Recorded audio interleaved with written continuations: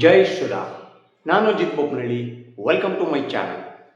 ನಮ್ಮ ದೇಶಾದ್ಯಂತ ಜಿರಳೆಗಳ ಪ್ರತಿಭಟನೆ ಮೋದಿ ಸರ್ಕಾರದ ವಿರುದ್ಧ ಶುರುವಾಗಿದೆ. ನಿಮಗೆಲ್ಲ ತುಂಬ ಚೆನ್ನಾಗಿ ಗೊತ್ತಾಗಿರೋ ವಿಚಾರ. ನಮ್ಮ ಕರ್ನಾಟಕದಲ್ಲೂ ಕೂಡ ವಿದ್ಯಾರ್ಥಿಗಳ ಹೆಸರಲ್ಲಿ ಅಂದರೆ ಕೆಲವು ಅಸಲಿ ವಿದ್ಯಾರ್ಥಿಗಳು, ಕೆಲವು ನಕಲಿ ವಿದ್ಯಾರ್ಥಿಗಳು, ಕೆಲವು ಮಾಜಿ ವಿದ್ಯಾರ್ಥಿಗಳು ಈ ಥರದ್ದೆಲ್ಲ ಸೇರಿಕೊಂಡು ಪ್ರತಿಭಟನೆಯನ್ನು ಮಾಡ್ತಾ ಇದ್ದಾರೆ. ಈ ಮೊನ್ನೆ ದೆಹಲಿಯ ಜಂತರ್ ಮಂತರ್ಗೆ ಈ ಮೀಡಿಯಾಗಳು ಕವರೇಜ್ಗೆ ಅಂತ ಹೋಗ್ತಾವಲ್ಲ, ಅಲ್ಲಿ ಏನೇನು ಆಗ್ತಾ ಇದೆ ಅಂತ ಇಡೀ ದೇಶಕ್ಕೆ ತೋರಿಸ್ಬೇಕಲ್ಲ. ವಿದ್ಯಾರ್ಥಿಗಳು ಸರಿನಾ ಅಥವಾ ಅಲ್ಲಿ ಪೊಲೀಸರು ಸರಿನಾ, ಮೋದಿ ಸರ್ಕಾರ ಸರಿನಾ, ಇದೆಲ್ಲವೂ ಕೂಡ ಜನ ನ್ಯೂಸನ್ನು ನೋಡಿ ಒಂದು ಆಲೋಚನೆ ಮಾಡಬೇಕಲ್ಲ. ಹೀಗಾಗಿ ಅಲ್ಲಿ ರಿಪೋರ್ಟಿಗೆ ಅಂತ ಹೋದಾಗ ಅಲ್ಲಿಯ ಈ ಹುಡುಗರಿದ್ರಲ್ಲ, ವಿದ್ಯಾರ್ಥಿಗಳು ಸೇರಿದ್ರಲ್ಲ, ಅವರು ಗೋಧಿ ಮೀಡಿಯಾ ಬ್ಯಾಕ್ ಬ್ಯಾಕ್ ಅಂತ ಜೋರಾಗಿ ಕೂಗಕ್ಕೆ ಶುರು ಮಾಡಿದ್ರು. ಒಂದೆರಡು ಚಾನಲ್ಗಳಿಗೆ ಅಲ್ಲವೇ ಅಲ್ಲ, ಸಿಕ್ಕಾಪಟ್ಟೆ ಚಾನಲ್ಗಳಿಗೆ ಅದೊಂದು ಘೋಷಣೆ ಬಂತು. ಅಂದರೆ ರಿಪೋರ್ಟ್ರಿಗೆ ಲಿಟ್ರಲಿ ಒಂದು ಅಕ್ಷರವನ್ನು ಕೂಡ ಮಾತನಾಡೋಕ್ಕೆ ಅವಕಾಶ ಕೊಟ್ಟಿಲ್ಲ, ಅಷ್ಟೊಂದು ಅಲ್ಲಿ ಗಲಾಟೆಯನ್ನು ಮಾಡೋಕ್ಕೆ ಶುರು ಮಾಡಿದ್ರು. ಅದು ಈಗ ನಮ್ಮ ಕರ್ನಾಟಕದಲ್ಲೂ ಕೂಡ ಶುರುವಾಗಿದೆ. ನಮ್ಮ ಬೆಂಗಳೂರಲ್ಲಿ ಫ್ರೀಡಂ ಪಾರ್ಕಲ್ಲಿ ಪ್ರತಿಭಟನೆಯಲ್ಲಿ ಈ ಮೀಡಿಯಾಗಳು ವರದಿಗೆ ಅಂತ ಹೋದಾಗ ಗೋಧಿ ಮೀಡಿಯಾ ವಾಪಸ್ ಹೋಗಿ ಅಂತ ಕೂಗಾಟವನ್ನು ಶುರು ಮಾಡಿದ್ದಾರೆ. ಇದನ್ನೆಲ್ಲ ಕೇಳಿದ ಮೇಲೆ ಒಂದು ಪ್ರಶ್ನೆ ಬರುತ್ತೆ ಅಲ್ವಾ, ಈ ನಮ್ಮ ದೇಶದಲ್ಲಿ ಎಷ್ಟೊಂದು ಚಾನಲ್ಗಳಿದ್ದಾವೆ, ಎಷ್ಟೊಂದು ಪತ್ರಿಕೆಗಳಿದ್ದಾವೆ, ಎಲ್ಲವೂ ಕೂಡ ಗೋಧಿ ಮೀಡಿಯಾನೇ ಆಗ್ಬಿಟ್ರೆ ರಾಗಿ ಮೀಡಿಯಾ ಯಾವುದು ಅಂತ ಒಂದು ಪ್ರಶ್ನೆ ಬಂದೇ ಬರುತ್ತೆ. ಇದಕ್ಕೆ ಆ ಜಿರಳೆಗಳ ಹತ್ರ ಉತ್ತರ ಇದೆಯಾ? ಖಂಡಿತ ಇಲ್ಲ.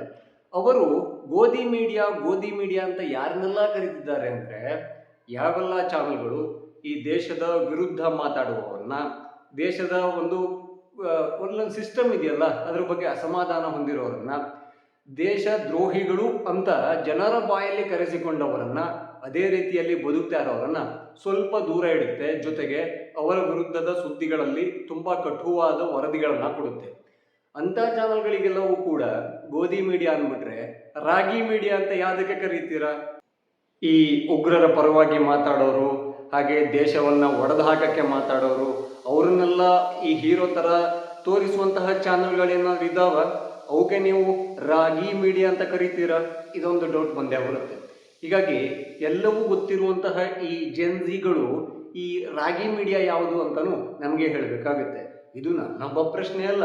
ಗೋಧಿ ಮೀಡಿಯಾ ಅಂತ ಸಾಕಷ್ಟು ವರ್ಷಗಳಿಂದ ಬಂದು ರಾಗಿ ಮೀಡಿಯಾ ಯಾವುದು, ಜೋಳದ ಮೀಡಿಯಾ ಯಾವುದು, ಅಕ್ಕಿ ಮೀಡಿಯಾ ಯಾವುದು, ಭತ್ತದ ಮೀಡಿಯಾ ಯಾವುದು, ನುಚ್ಚಿನ ಮೀಡಿಯಾ ಯಾವುದು, ಹೀಗೆ ಎಲ್ಲವೂ ಕೂಡ ಪ್ರಶ್ನೆ ಅಂತೂ ಬಂದೇ ಬರುತ್ತೆ. ನೀವು ಗೋಧಿ ಮೀಡಿಯಾ ಅಂತ ಒಂದು ಕೇಳಿದ್ಮೇಲೆ ರಾಗಿನೂ ಒಂದು ಇರಬೇಕಲ್ಲ, ಹಾಗಾಗಿ ಆ ಪ್ರಶ್ನೆಯನ್ನು ಕೇಳಲಾಯಿತು. ಇನ್ನೊಂದು ವಿಚಾರ, ಈ ಜಿಲ್ಲೆಗಳ ಪಕ್ಷ ಅವ್ರ ಪಾರ್ಟಿಗೆ ಅವರು ಇಲ್ಲಿ ಅಮೆರಿಕದಿಂದ ಇಲ್ಲಿಗೆ ಭಾರತಕ್ಕೆ ಬಂದಲ್ಲ ಅವನು ಸಂಸ್ಥಾಪಕ, ಅವರ ಪಾಡಿಗೆ ಅವರು ಪ್ರಶ್ನೆ ಪತ್ರಿಕೆ ಸೋರಿಕೆ ವಿಚಾರಕ್ಕೆ ವಿದ್ಯಾರ್ಥಿಗಳನ್ನು ಮಾತ್ರ ಗುಡ್ಡೆ ಹಾಕಿಕೊಂಡು ಪ್ರತಿಭಟನೆಯನ್ನು ಶುರು ಮಾಡಿದ್ದಿದ್ರೆ ನಿಜವಾಗಿಯೂ ಕೂಡ ಮೋದಿ ಸರ್ಕಾರಕ್ಕೆ ದೊಡ್ಡ ತಲೆನೋವಾಗಿ ಇದೊಂದು ಕಾಡ್ತಾ ಇತ್ತು. ಯಾಕೆಂದರೆ ವಿದ್ಯಾರ್ಥಿಗಳು ನಮ್ಮ ದೇಶದ ಭವಿಷ್ಯ ಅಂತಲೇ ನಮ್ಮ ದೇಶ ನೋಡುತ್ತೆ, ಎಲ್ಲ ಕಡೆನೂ ಹೌದು. ಅವರಿಗೆ ಒಂದು ಮೋಸ ಆಗಿದೆ, ಅವರಿಗೊಂದು ಓದಿದ್ದಕ್ಕೆ ಒಂದು ಅನ್ಯಾಯ ಆಗಿದೆ.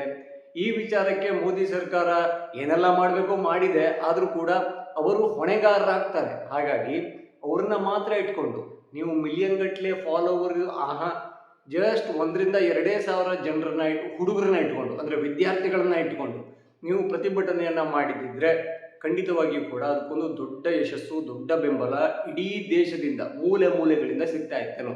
ಆದರೆ ನೀವು ವೇದಿಕೆಯನ್ನು ಕೊಟ್ಟಿದ್ದು ಯಾರಿಗೆಲ್ಲ? ಪ್ರಕಾಶ್ ರಾಜ್ ಅಂತವರಿಗೆ, ಅವರ ಟೋಳಿಗೆ, ದೇಶ ಹಾಗೂ ಧರ್ಮದ ವಿರುದ್ಧ ಮಾತಾಡೋರಿಗೆ, ಹಾಗೆ ಈ ಲಡಾಖನ್ನು ಭಾರತದಿಂದ ಪ್ರತ್ಯೇಕ ಮಾಡಬೇಕು ಅನ್ನೋ ಒಬ್ಬ ಹೋರಾಟಗಾರನಿಗೆ, ಪಾಪ ಅವನನ್ನು ಉಪವಾಸಕ್ಕೆ ಬಿಟ್ಟು ನೀವೆಲ್ಲ ಪಿಜ್ಜಾ ಬರ್ಗರು ತಿನ್ಕೊಂಡಿದ್ರಲ್ಲ, ಮೆಚ್ತಾನ ದೇವರು? ಖಂಡಿತ ಇಲ್ಲ. ಹಾಗಾಗಿಯೇ ಪೊಲೀಸರು ಬಂದು ಎತ್ತಾಕೊಂಡೋಗಿ ಆ ಆಸ್ಪತ್ರೆಗೆ ಸೇರಿಸಿದ್ದಾರೆ. ಅಲ್ಲೂ ಕೂಡ ಉಪವಾಸ ಕಂಟಿನ್ಯೂ ಆಗಿದೆಯಂತೆ, ಗೊತ್ತಿಲ್ಲ. ಸೊ ನೀವು ಎಡವಿದ್ದು ಅಲ್ಲಿ ವಿದ್ಯಾರ್ಥಿಗಳ ಹೋರಾಟಕ್ಕೆ ವಿದ್ಯಾರ್ಥಿಗಳನ್ನ ಮಾತ್ರ ಇಟ್ಕೊಂಡಿದ್ದಿದ್ರೆ ಮೋದಿ ಸರ್ಕಾರ ಅಲ್ಲಾಡಿ ಹೋಗಿರೋದು.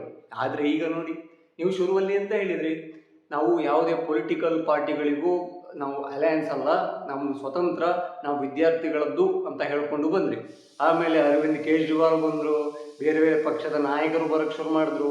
ಈಗ ನಿಮ್ಮ ವಿಚಾರಕ್ಕೆ ಪ್ರತಿಭಟನೆಯಲ್ಲಿ ಲಾಠಿ ಚಾರ್ಜ್ ಆಯ್ತಲ್ಲ, ಮಾಡಬಾರ್ದ ಕೆಲಸವನ್ನು ಪೊಲೀಸರ ಜೊತೆಗೆ ಮಾಡೋಕ್ಕೆ ಹೋಗಿ ಮಷ್ಕಿರಿ ಅಂತ ಮಾಡಿದ್ರಲ್ಲ, ಅದಾದಮೇಲೆ ಪೊಲೀಸರು ಎಲ್ಲೆಲ್ಲಿ ಎಷ್ಟೆಷ್ಟು ಕೊಡಬೇಕು ಅಂತ ಲೆಕ್ಕವನ್ನು ಚುಕ್ತ ಮಾಡಿದ್ರಲ್ಲ.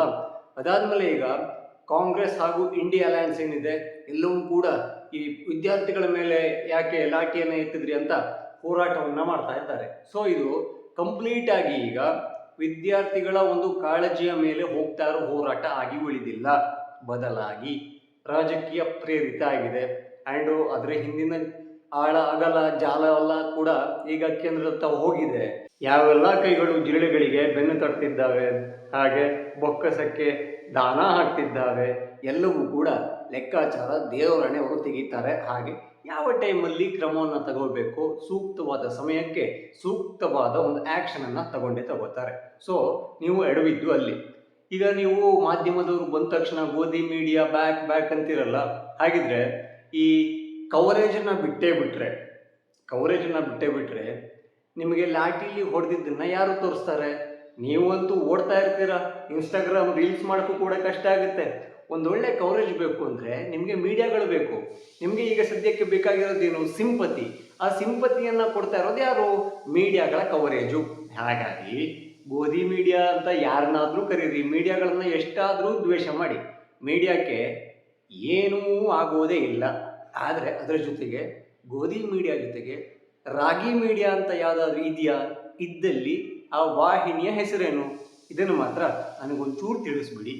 ಇನ್ನೂ ಯಾರೆಲ್ಲ ನನ್ನ ಚಾನಲನ್ನು ಸಬ್ಸ್ಕ್ರೈಬ್ ಆಗಿಲ್ವೋ ಈ ಕೂಡಲೇ ಆಗಿ, ಹಾಗೆ ಎಲ್ಲ ವಿಡಿಯೋಗಳಿಗಾಗಿ ಬೆಲ್ಲೈಕನನ್ನು ಒತ್ತಿ. ಜೈ ಶ್ರೀರಾಮ್.